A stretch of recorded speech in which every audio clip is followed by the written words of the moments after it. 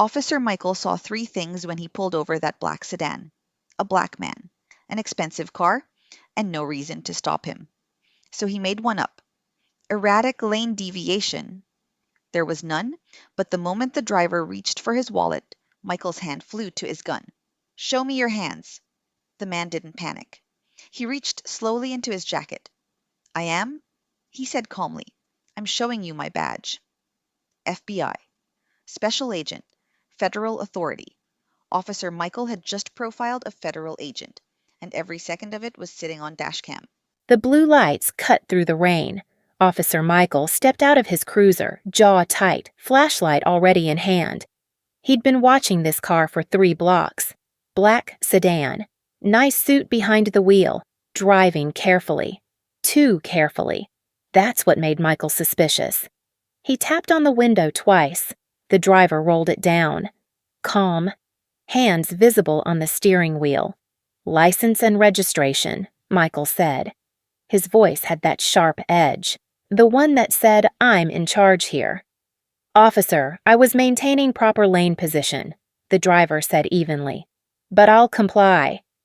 Michael's jaw tightened. He didn't like the tone. Too calm, too confident. "Step out of the vehicle." "Is there a reason for this stop?" "I said step out." The driver didn't argue. He reached slowly toward his inside jacket. Michael's hand flew to his holster. "Don't move. Show me your hands." "I'm reaching for my credentials," the man said. Not panicked, not defensive, just stating a fact. "Federal Bureau of Investigation. Special Agent Marlon Vance. My plate is registered to the Department of Justice. You can verify it." He slid a leather wallet onto the dashboard. The gold badge caught the streetlight. FBI. Michael froze. Michael's radio crackled to life. "Unit 42, be advised. Vehicle registration confirms federal credentials. Department of Justice. Stand down."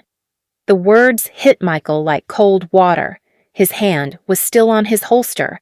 His flashlight was still pointed at the driver's face. Special Agent Marlon Vance sat perfectly still, hands on the wheel, waiting. "Sir, Michael started. "Step back, officer," Marlon said quietly. Marlon opened the door slowly, stepped out into the rain. He was tall, professional, every movement deliberate. He didn't look angry. He looked disappointed. "You pulled me over for a lane change that didn't happen," Marlon said. His voice was low, steady. "You escalated because of assumptions. That's not policing, officer. That's profiling." Michael opened his mouth. Nothing came out. "I'm not filing a complaint," Marlon continued.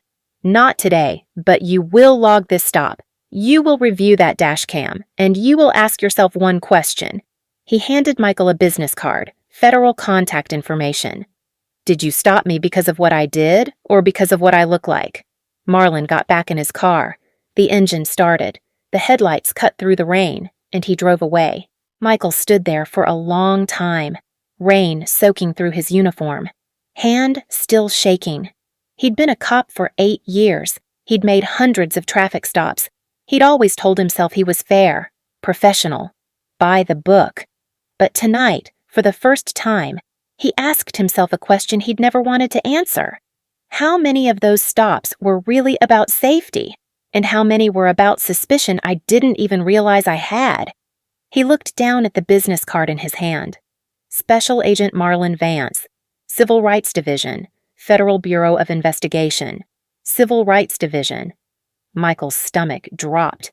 The man he'd just pulled over was investigating police conduct. The next morning, Michael's sergeant called him into the office. "Sit down, Michael." Michael sat. His hands were sweating. "The FBI agent you stopped last night filed no complaint," the sergeant said slowly.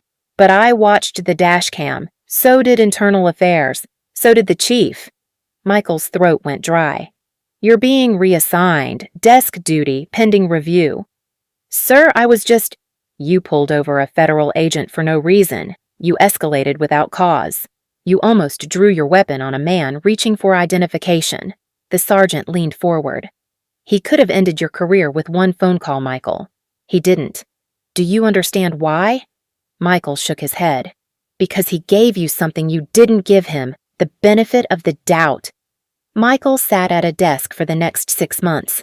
No patrol, no traffic stops, just paperwork and mandatory training on implicit bias and de-escalation.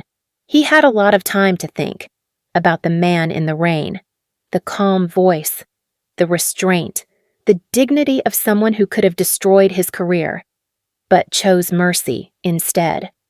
Michael never forgot that night. Not the badge, not the lecture, but the way Marlon stood there in the rain, professional, composed, and more of a cop than Michael had been in that moment.